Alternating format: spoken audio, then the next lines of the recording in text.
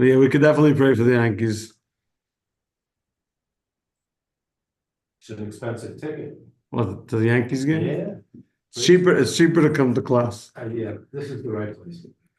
Okay, we're gonna go Yeah, we live. could definitely pray for the Yankees. Oh, that's me talking. It's not okay. There we go.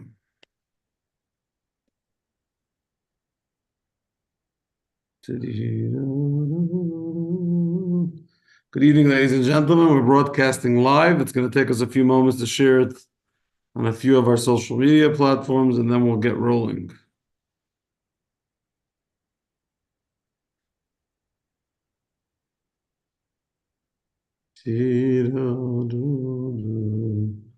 This Saturday is our last Saturday. You mean not like your last supper? You just mean you're going to move to Arizona? Yeah. You said it's your last Saturday. God forbid. It's just your last Saturday that we're going to see you and celebrate you. Okay. We put it away for Yontif. It's over there. Okay, we're live on a few platforms. We're just wrapping it up here by a few more, and we'll be ready to go.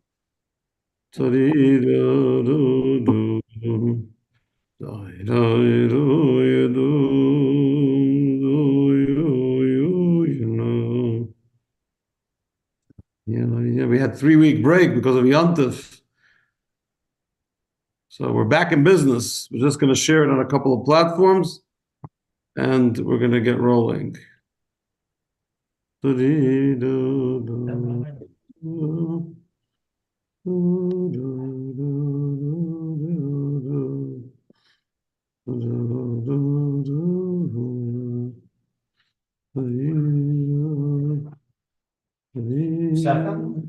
Seth. Garl said he's coming. Really? Whatever. Good evening, Kayla Gittel. Facebook's making some issues. 1 second. We'll try to start over here. Oh.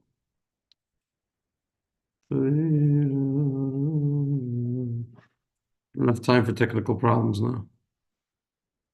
Yeah. Let's see if it works now. Hi, good evening, Gabriella. Good evening, Ruth. Good evening, John. Good evening, Elliot, Eliyahu. There we go, I think.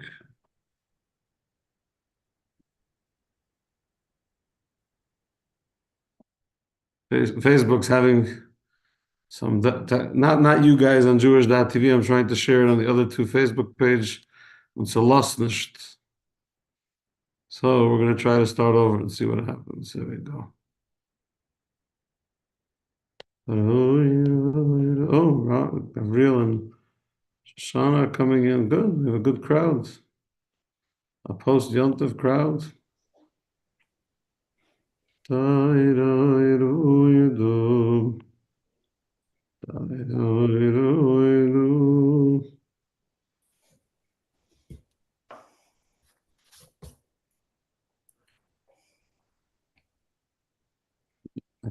Okay, we'll have to share it a different time. Meanwhile, we're going to get rolling. I'll share it after class. I cannot fight with technology. It is Parshas Noach. Last Shabbos we read Parshas Bereshis straight from Simchas Torah, and we're already in the second portion of Genesis in Parshas Noach, where we talk about Noah and the great flood. Now, Noah and the great flood, like all the portions in the book of Genesis, you could spend the whole year studying each part, so there's so much to learn. Before we start, I'd like to dedicate today's class, I'll say it humorously just for Chagai, to the Yankees. They're playing tonight. That's what I'm told. Go Yankees. Evidently, I'm supposed to care. But on a serious note, I'd like to dedicate tonight's class to my father's cousin, to my cousin, to Shaul Moyal, who was murdered by the Hezbollah Nazis on Saturday night. As a soldier, he's a father of 10 children and a wonderful wife, and the family's still sitting Shiva. My father was there already twice this week to visit with them. And so it's very hard when it becomes close to home. It always is. Even though all the soldiers are my brothers and sisters, when they're just relatives, it really does make a difference. And Hashem should give them the comfort they need as only He can. And may we know no more pain and suffering And the only way that's going to happen is with decisive victory and the elimination of all evil entities without any rachmanis. You're not supposed to have rachmanis. You're not supposed to have mercy on evil people. If you have mercy on evil people, you end up being evil to people that deserve mercy. That's what the Talmud tells us. So with that being said, let's dig in over here. So in chapter 7, verse 13 in our Chumash, I'll tell you what page that is. It's obviously close to the beginning. So, Perek Zayin,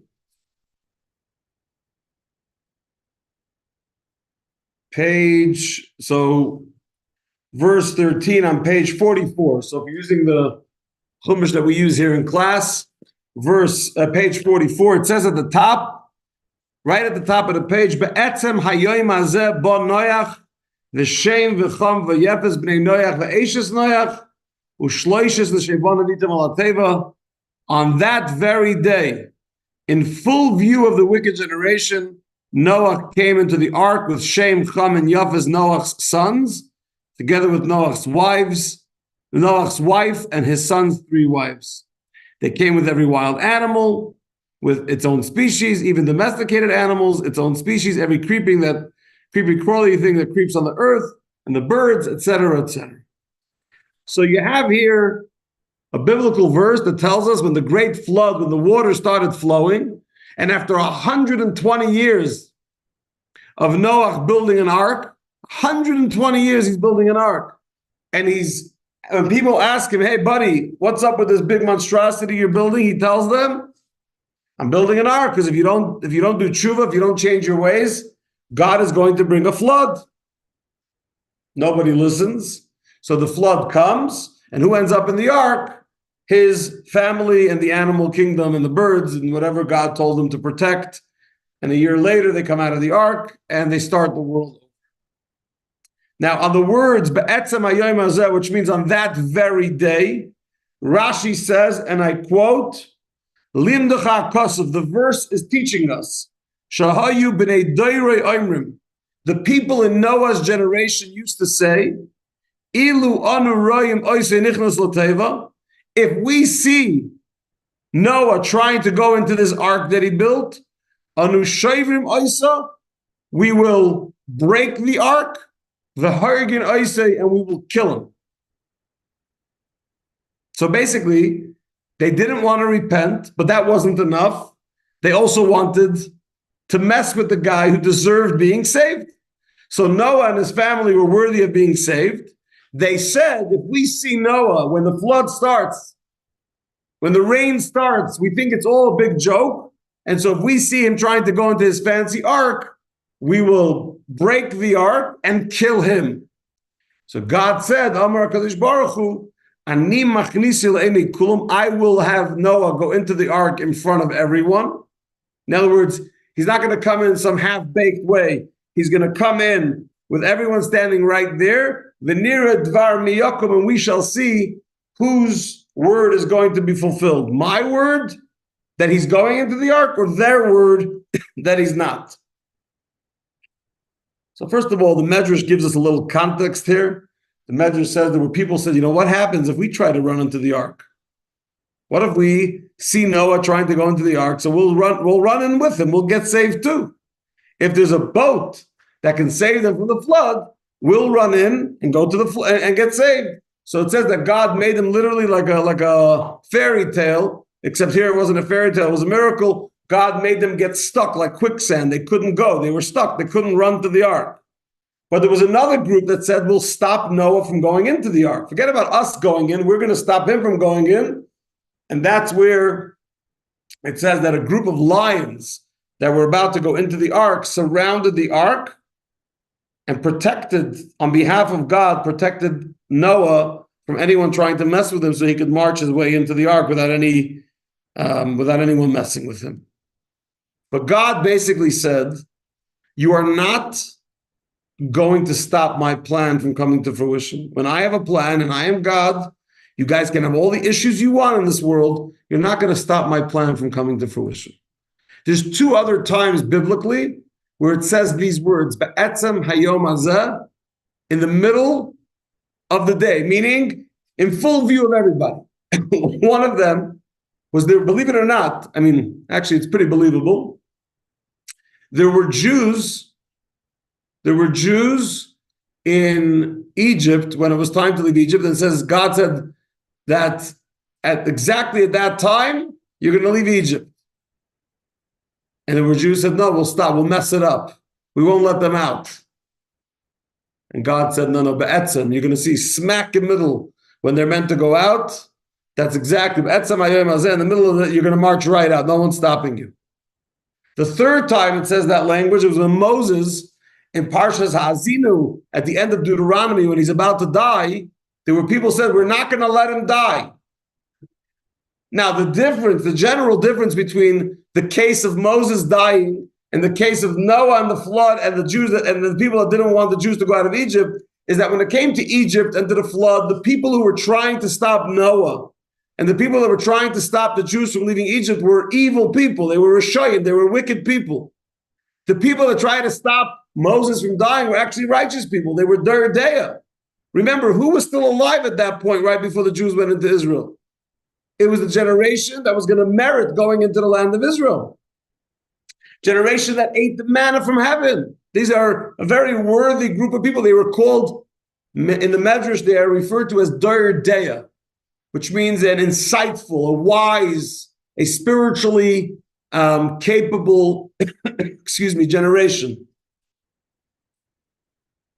So obviously there's a difference there. What your intentions are. You're a wicked person trying to stop Moses or a righteous person to stop Moses. But here's where it gets interesting.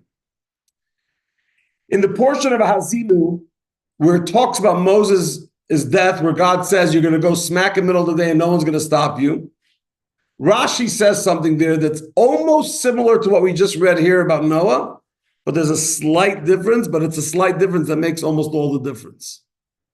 And it really goes to the essence of what I want to talk about today, which is how to deal with misguided believers, or as I like to call them, believing non-believers. What does it mean, a believing non-believer? So hear me out. In Parshas Azinu Deuteronomy, when it talks about Moses' death, Rashi says, so it's the same Rashi, I just quoted to you Rashi that says they wanted to kill Noah. They wanted to break the ark and kill him. But here it says, the people of Noah's generation were saying, if we see him trying to go into the ark, we're not going to let him go into this ark. Not only we're not going to let him go in, we're going to take shovels and hatchets, we're going to chop up the ark. The man spent 120 years building an ark. We're going to come along with our tools, right? Well, first of all, to bust up a boat in a flood, you don't have to break the whole boat. You just have to make enough holes and break up enough of the work. It won't float. I mean, it'll all sink. So they said, we're going to take our tools, and it says specifically shovels and hatchets. We're going to break the ark. And God said, I'm going to bring him smack in the middle of the day.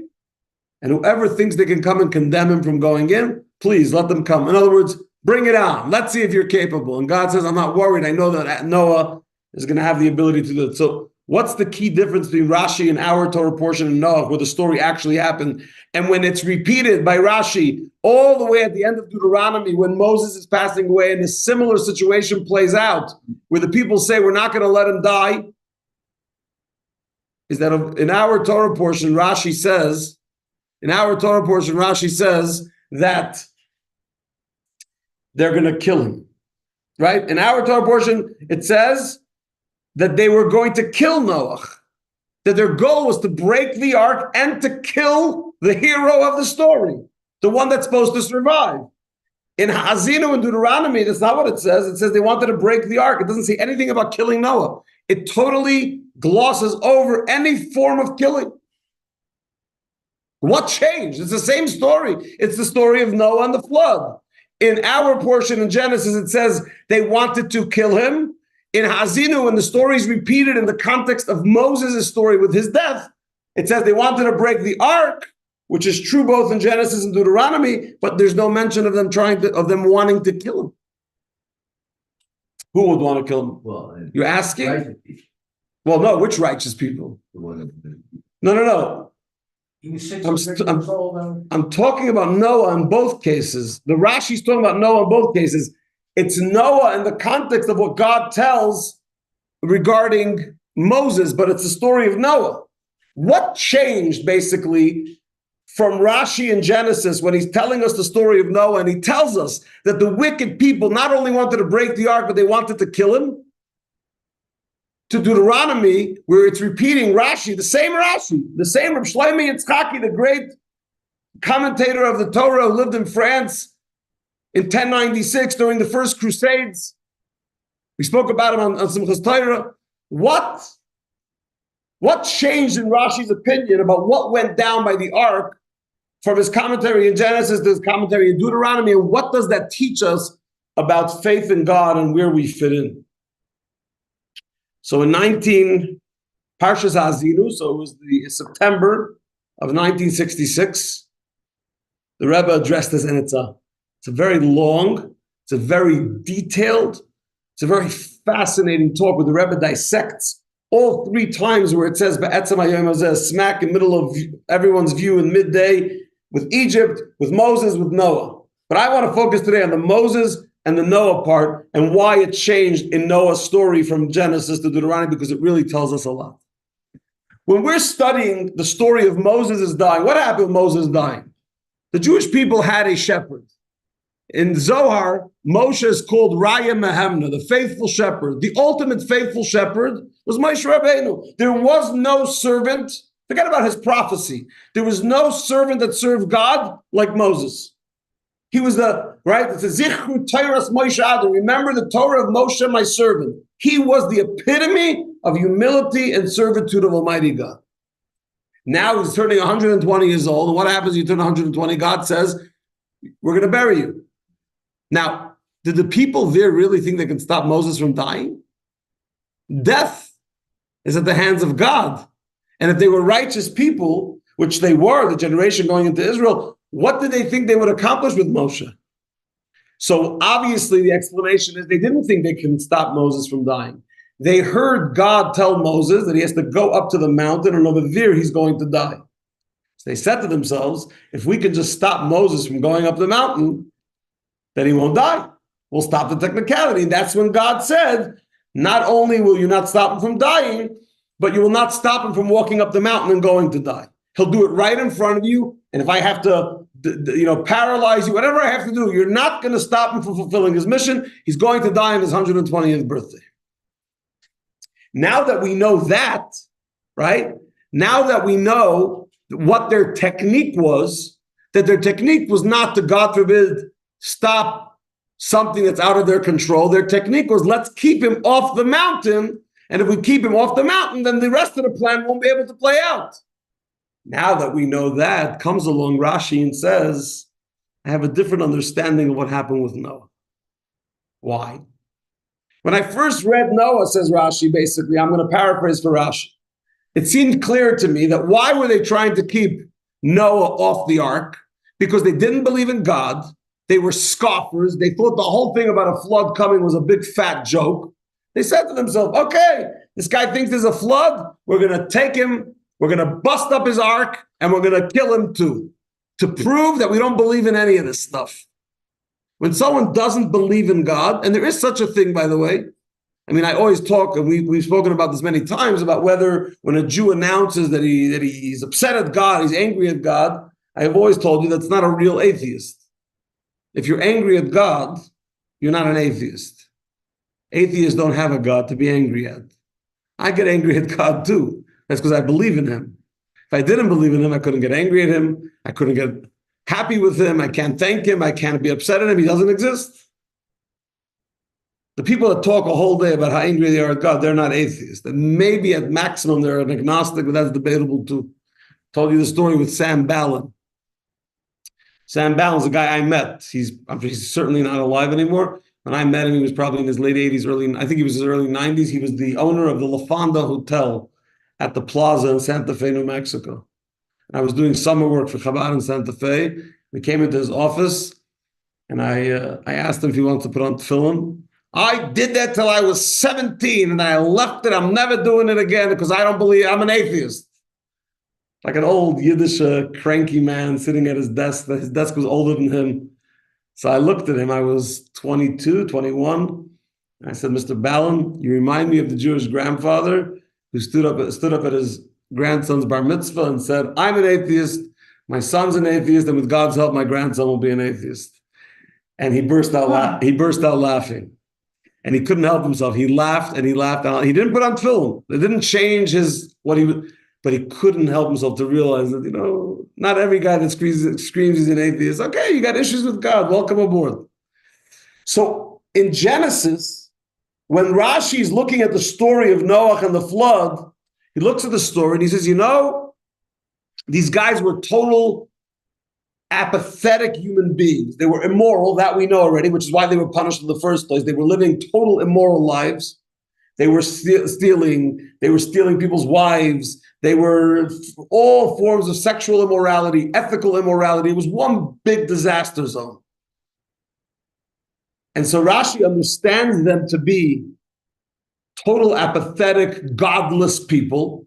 So when they want to break the ark, Rashi says, and we're going to kill him. We're going to kill Noah.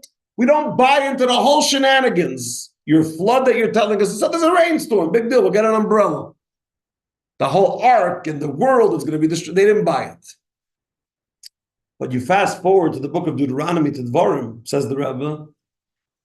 Rashi looks at the other two stories.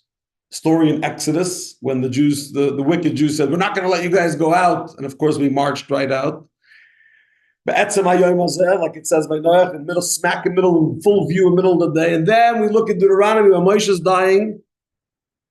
And Rashi has an epiphany. What's his epiphany?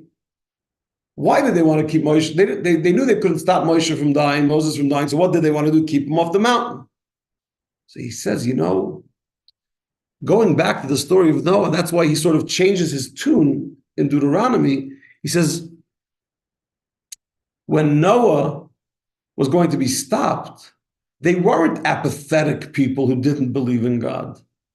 Because if they were just apathetic people who didn't believe in God, they would have just wanted to kill him. Rashi doesn't say killing anymore. Actually, the tools that Rashi references. Or wouldn't they just leave him as a crazy guy and just leave him alone?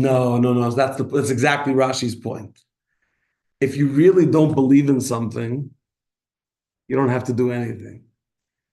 Right? If someone really doesn't believe in God and you don't believe there's actually going to be a flood, then why would they have to kill him? Unless they believe. They believed.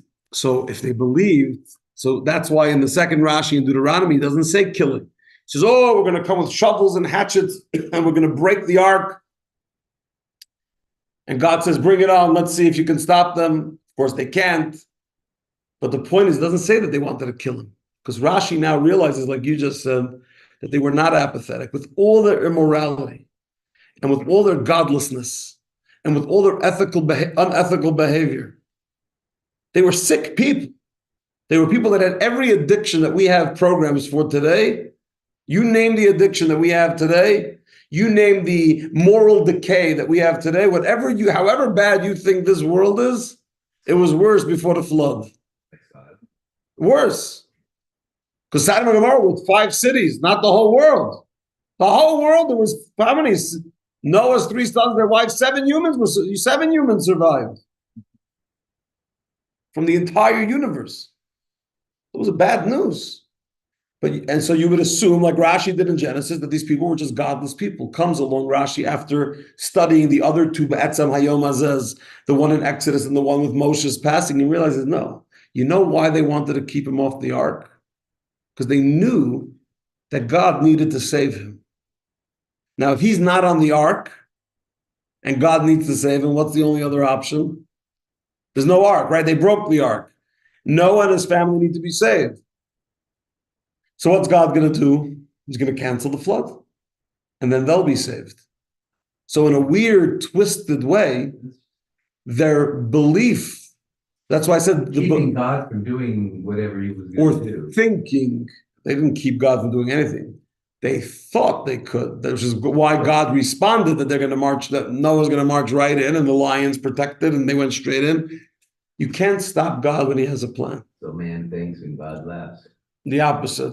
Exactly. I'm saying it's the opposite of what we think.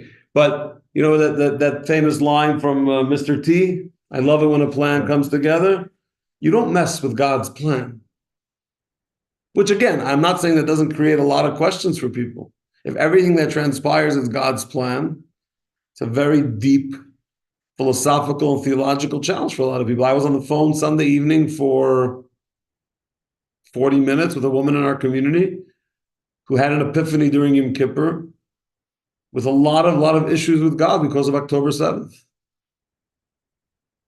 It was actually, the person was triggered because of my sermon, because I was talking about by Kol Nidre, about the light that we see in all the sadness, the light that we see in all the tragedy, and it actually exacerbated the trauma for her. What do you mean the miracle? Why couldn't God make the miracle of the Jews not getting attacked? It was a good question. Right? And it's theological and it's philosophical, and you'd think that people would learn their lesson, but they don't. And so back then, Noah's generation believed, like you said, that there is a God, but he's not all-encompassing. He's not omnipotent. He's not omnipresent.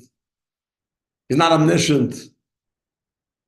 Okay, so there's a God, but we could sort of stop the plan, just like the righteous people thought with Moses. If we keep him off the mountain, we'll keep Noah off the ark, we'll break the ark, God will have no choice but to save Noah. And in the process, we, Mr. Immorals, and Mr. and Mrs. Immorals, we're going to survive.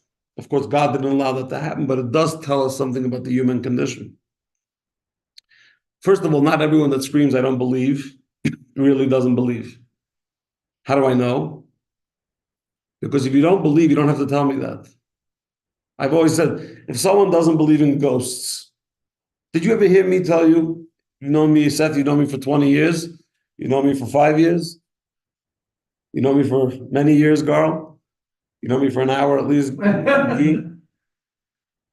You never heard me tell you, I just want you to know that I sincerely believe that there are no ghosts. Why? Why don't I ever announce that? Oh, kidding. Because something that's not relevant, that doesn't exist, I don't need to talk about it. So you're acknowledging something that you don't think is right, is real. Acknowledgement is a very powerful tool. That's why Sennacherib, the Assyrian king, is considered less problematic than Pharaoh. Sennacherib, the king of Assyria, was a Mecharif Megadif. He would blaspheme God all the time. He was a blasphemous person. He would curse God all day. Pharaoh said, oh, you have a God? Very nice. It's very nice that you have a God. I'm a God too. Basically, I don't need God. I got my own. I'm a God too. Which is worse? Sennacherib cursed God. That seems terrible. Pharaoh ignored him. Apathy. Which is worse? Right? They asked the guy the difference in ignorance and apathy. He said, I don't know and I don't care. Which is worse? So Hasidus teaches that Sennacherib is way better than Pharaoh. Why? Because if he's militant against God in a weird way, he's acknowledging it. You don't have to be militant against something that doesn't exist. So someone who's apathetic, you don't have to worry. You know how America goes, like big geniuses? You know, I'm not going to say names because if I'm being broadcast on Facebook, for all I know, they'll be at my house tonight to arrest me. But there's government agencies that they go find some nudnik in northern Idaho or in eastern Oregon or something who claims that he doesn't recognize the American government. And they give him all this attention. Then they surround his property. Before you know, there's some showdown, sort of like Waco. Why do you care if the guy sits on his ranch and says he doesn't recognize your government? Who cares? It's not true. And by the fact that he has to scream that he doesn't recognize your government means in some way he's recognizing your government because he wouldn't have to scream otherwise. Why are you giving him attention? When it comes to people screaming about God, you have people who don't talk about God because they really internally struggle with, they're apathetic to the whole thing. That's a very, very hard, it's a very, very, in Hebrew, in Yiddish, we say it's as a schwere Bür. It's a very hard transformation to take someone that's apathetic. If they're really apathetic, it's doable, of course. That's what we try to do, to inspire and uplift, but it's very hard. But someone that's angry at God, someone that's pissed at God, someone that's fuming at God, someone that's fighting God, someone that's putting up billboards that say there is no God. In England, 10 years ago, they spent like 10 million pounds. The national atheist movement of the United Kingdom spent 10 million pounds to put ads on buses saying there's no God. I believe it was a great thing. God never got so much PR in a long time. Because if you have to sit and say that he doesn't exist, that tells me that he bothers you so much at your core that you have to talk about him. Why would you talk about something that you don't believe? Of course. And why would you fight that people shouldn't believe about something that doesn't exist? If you're a comedian, let's say Bill Maher, who makes fun of religion all day, it's with humor. I get it. If someone wants to be humorous, there's always good jokes to make about religion. Personally, as a rabbi, I love religious jokes. Doesn't hurt my faith in God. I love having good humor. I'm old school. It's a little offensive. It doesn't bother me that much, too. Even if it's about Jews, primarily if it's about Jews. We make the best self-deprecating humor anyone could ever make. I was sitting with a Christian last week, a businessman, and I said to him the story that you've heard of the rabbi who stood up and said, I have good news and bad news. The good news is we have money to fix the leak in the roof. The bad news is the money's in your pocket. Right? Good humor. There's nothing wrong. But if you're fighting God, if you're the person enduring the flood screaming, Noah, we're going to break your ark and we're going to keep you off that ark, because if we keep you off the ark, the God that we don't believe in is going to save us all from the flood. That's basically what they were saying. The God that we don't believe in, because look at our behavior. We obviously don't really internalize our belief in him. We still somewhere deep down know that it's true. And that's where I wanted to get to tonight. It's a recognition. There's a lot of people in today's day that are very, very bothered by the state of many Jewish youth that are standing on college campuses fighting against their own people. So I want to do something that I'm not condoning. Everyone that's been at these classes, I don't need to give you my bona fides as a staunch staunch lover of Israel and the Jewish people, and someone that has a lot of disdain for those that don't allow Jews to survive, including Jews. That being said, let's take a moment to analyze that. Number one, 99.99% of these kids on campuses never got a proper Jewish education. So let's do the right thing and blame ourselves and take responsibility for the fact that a generation of Jews spent time in so-called synagogues and temples where they were told about turning off the Ner Tamid to save the world from climate change, but never told about why we celebrate Sukkot and Hanukkah. So it was an education problem. But the second issue is that what if we looked at it and said the fact that these Jews are fighting is a sign that they feel connected, which is why they have to fight back. It's a weird way of expressing your connection, right? You don't see Buddhists for Palestine. You ever met a group called Buddhists for Palestine? They don't exist. You know why? Because Buddhists are sitting on a mountain meditating. They don't have time to be Buddhists for Palestine. But Jews for Palestine and Jewish Voices for Peace and Jewish whatever, everything's Jewish. Why do they have to? Or every chacham on social media, as a Jew, right? And then they give you some drasha, some speech, some sermon, like as if they're the spokesman for Judaism. They never opened up a Chumash. They never opened up Bereshis. They never opened Noach. They couldn't tell you if Lech Lecha was in Dvarim and Hazina was in Shmois. But they're experts in Jewish theology and philosophy. Why do they have to start off saying as a Jew? And if you believe in God, if you believe that there is something special about being Jewish, then why not be a Jew the way God tells you to be a Jew? Because that's a phenomena of a believing non-believer. They believe, it's at their core, they can't help themselves. It's not like they're saying, I'm a Jew or as a Jew because they want to get in your face. They simply can't help themselves. But they're misguided because their faith has never been internalized. It sort of hovers around there and they know who they are. It's at their core. It's in their subconscious in Freudian terms. But is acknowledgement and belief semantics? Yes, for the case of this discussion, yes. So they recognize that there is something about being Jewish, because if they didn't, they wouldn't start the sentence by saying as a Jew or Jewish Voices for whatever. There's no Jewish voices for Sudan. There's no Jewish voices for Syria. There's no Jews for, you never heard a group called Jews for Iraq, or Jews for Libya, or Jews for South Africa, or Jews for any other, Jews for North Korea. You never met them. How come in the last 60 years since the Korean War, you haven't seen one group called Jews for North Korea? They never felt the necessity to announce their Judaism and then stand with the people of South Korea or for the people of North Korea being oppressed? No. Specifically, when their people are the ones being besmirched, they feel an obligation to, it's so misguided. It's so warped. Jewish guilt. It's Jewish guilt. It's Jewish ignorance. It's everything, but it's everything Jewish. So why can't it just be not Jewish? Please, why do you have use the word Jewish? Because we can't help ourselves. We believe, but we don't believe. We love God, but we hate God. We love Israel, but we hate Israel. We don't really recognize Israel's existence, but we can never stop talking about that little fakakta state. We don't recognize it, but we don't stop talking about it. It's this weird concoction. It's like the people in the flood screaming, we don't believe in God, or the God that we don't believe in, we'd like him to save us too, like he's going to save Noah. And because of that, we're just going to keep him off the ark, and therefore we'll all be saved by the God we don't believe in. So what I'm saying is, we need to give... But what about in Moses? Yeah, Moses' case, they were righteous, they weren't wicked. They truly thought that if they keep him off the mountain, they were proven wrong too. But at least over there, they had the proper intention. They really believed. And part of that analysis in 1966 goes into great detail of that. But my point is, I also naturally, just like all of us, especially since October 7th, when I see Jews standing with the enemy, my blood boils. Of course it boils. I'm a human being. I'm watching people stand with the enemy.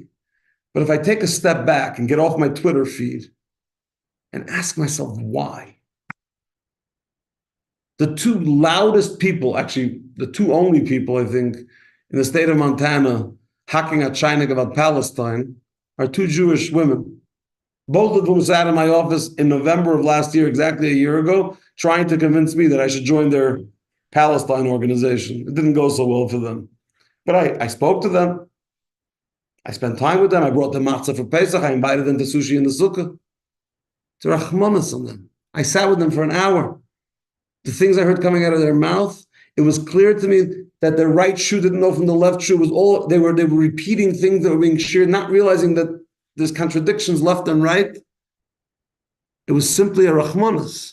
So if we can learn to find the compassion, Israel's going to be okay. The Jewish people, we survived the Efsektia. You know what the Efsektia was? The Jewish Bolsheviks who worked for Stalin to take the Jewish, including the previous Chabad Rebbe, to take us down in Russia. They were the worst of the worst. We survived the Efsektia. We survived the Enlightenment movement, the Haskolov movement. Okay? And these were all, we survived the Kapos. We survived the Chappers. You know the Chappers, the ones that used in the Cantonist movement in the 18th, in 1827 through 1856, they used to take Jewish children from their Jewish families' homes, Jews, and give them to the Tsar's army to go be trained in the Tsar's army. They were called Chappers. They were Jews. We survived all these different, and then if you open up the books of the prophets, how many of all the trouble in the books of the prophets were from Jews? So stop walking around thinking, oh my gosh, I cannot believe there's a Jewish person. I just saw them on CNN and they're trashing Israel. Who else is going to trash Israel? He can't help himself. She can't help himself. She has to talk about Israel the whole day. The country she claims doesn't exist, and a whole day, it's like the guy who talks about God all day by saying he doesn't believe in him. So I'm not saying we have to condone it. I'm not saying we don't have to fight back at it and make sure there's not another generation of Jewish ignoramuses to ever live on this earth. You don't see kids in Borough Park. You don't see kids in Muncie. You don't see kids in Lakewood running around trashing Israel because they were raised in a Torah environment. So we have to make sure the next generation of Jews get a Jewish education. That being said, in the privacy of our own homes, when we're meditating, when we're thinking things through, let's be more compassionate and more merciful to understand the warpness and the inner turmoil that these Jews are going through, because they sadly think that they're doing the right thing, not realizing they're totally misguided, but most of them are doing it with good intentions because of those values because of their connection that they can't help themselves with. As a Jew, right?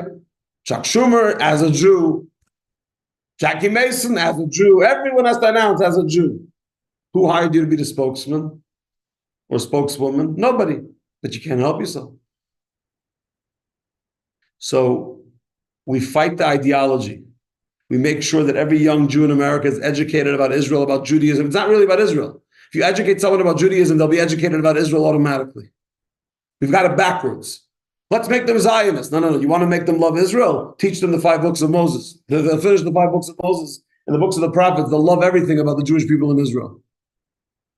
Let's make sure that happens. And in the meantime, let's recognize that sometimes people express their faith in very, very warped ways. I told you the story about the Jewish father who sent his kid to a Catholic prep school in Manhattan. He wanted to be part of the elitists, the WASPs. He wanted to maybe get into the golf club. So he sent his kid to a Catholic prep school, and after 3 years, the kid comes home from the boarding school, and he says to his kid, "Nu, bubula, what did you learn?" He said, "Oh, learned about the Father, the Son, the Spirit, the Trinity." He says, "Sweetie, we are Jewish. There's only one God, and we don't believe in Him." Yeah. Right? That was Jewish Education 101. Don't ever become Christian, God forbid. What do we believe? Oh, what do we believe? I have no idea. Don't take your kid to shul. Don't give your kid a Jewish education. Don't have Shabbos in your home because you have more important things to do. Make your weddings non-kosher on a Shabbos afternoon. And then wonder, why is it my kid is pro-Palestine? I had a mother call me right after October 7th. I think it was November or maybe it was December. And she was crying. She was from Westchester, New York. She says, my daughter's at MSU.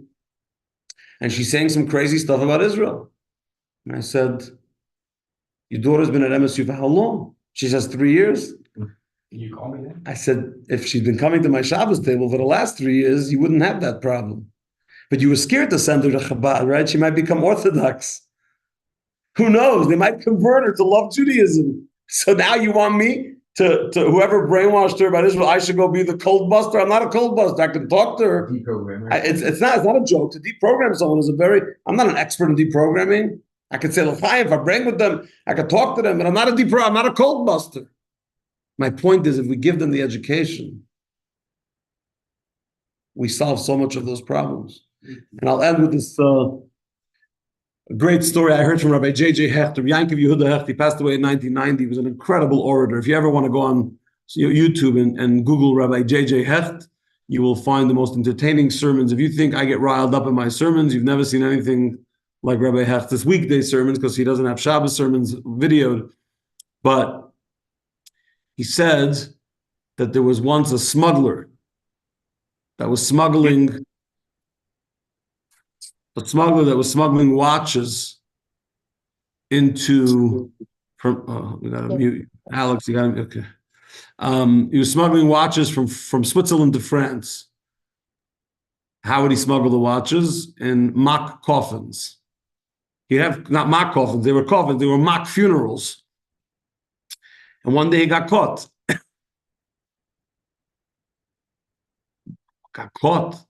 They opened up the coffins full of watches. You busted. How did they get caught? Because one of the guards at the border realized that everyone looks very sad, but no one's actually crying. So, right? He had an observation. There's no actual tears. Everyone's looking with it. There's no tears. So he comes to the courtroom. They're about to sentence him for a good, heavy sentence. So he bursts out crying in the courtroom. And the judge says to him, "Sir, had you cried then, you wouldn't be crying now." And Rabbi Hecht used to say, if parents are complaining about where their kids are ending up with their Yiddishkeit, don't complain. Don't cry about it later. Don't cry about it now when the kid's 40. You have a child. You have the future of Jews. You have a few dollars. Let's say you're Jewish and you don't have children, or your children are older, and you realize. So you say to yourself, okay, I can either give $2 million to save the whales, or I can give $2 million to send 50 Jewish kids for the next 10 years to Jewish day school. Sorry, the whales can wait. If they can't, still sorry, Jewish education is the future. So it may not be your own children or grandchildren we're talking about here, but where is the future of Yiddishkeit? And that's it. We went over tonight, but the message is recognize where the problem starts, have Rahmanas on the people who are misguided, and realize that not everyone expresses their faith in God the right way. It doesn't mean it's not coming from a deep, deep place of recognition that there is a God that runs this entire universe, even if you're trying to stop Noah from entering the ark. Have a great night. We'll see you back here, Bezrat Hashem, next Wednesday. Listen to me. Next Wednesday is the night after the election. I don't care if your person wins or loses. You still have to come learn Torah Wednesday night. The Torah is not going anywhere. So I know you're all anxious and you're going to follow and you're going to see 7,000 polls that mean nothing. It's red, it's purple, it's yellow, it's blue, it's Hakachainik. Wednesday night, the Bible will still be here. So come and rock with us next Wednesday night. And if you need a box of tissues, bring it with you. Sei gesund.